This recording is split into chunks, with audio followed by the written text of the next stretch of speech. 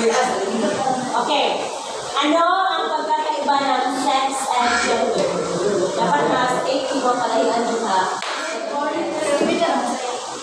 No? Lalo. Louder, louder. Walang kami siya. Go.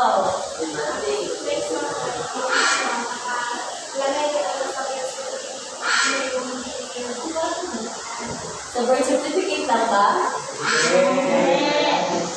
Na ano pa yung basihan natin ng pagkakaiba ng sex at gender?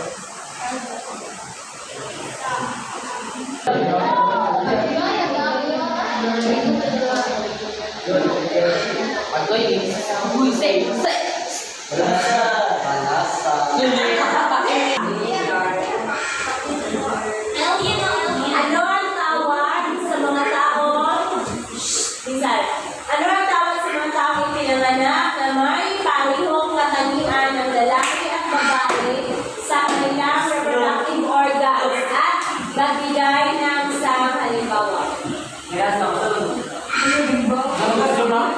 Ano ang tawag sa taong pinanganak na may parehong katangian?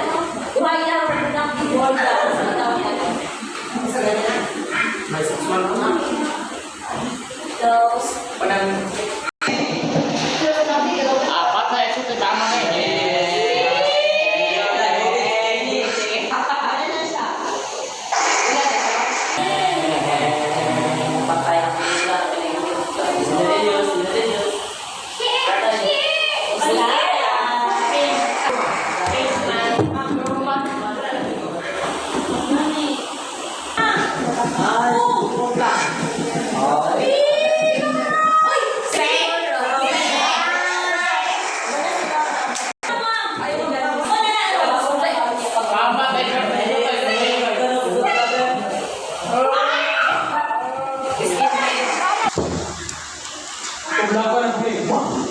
Ito ay nakaulit na May dali pa, memorize naman. bigay ang apat na uri ng karahasan. Yung pangalanan? Apat na uri yun, hindi yun halimbawa.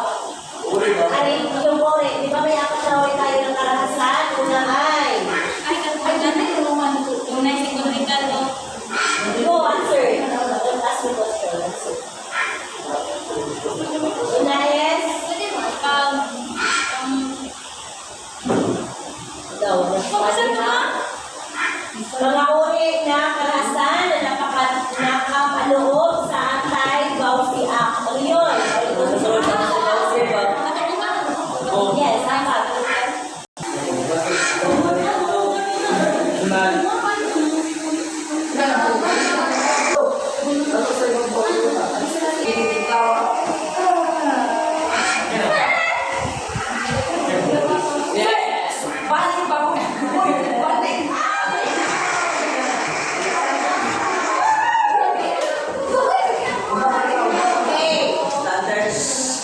Ito ay uri ng karahasan na kung saan ito ay pamimilit sa isang tao o grupo ng tao na magkaroon ng sexual na gawain. Sagutan mo and then give one example. Ito ay pamimilit sa isang tao o grupo ng tao. What to do whenever you want me, don't know what to say. Gile. Mata.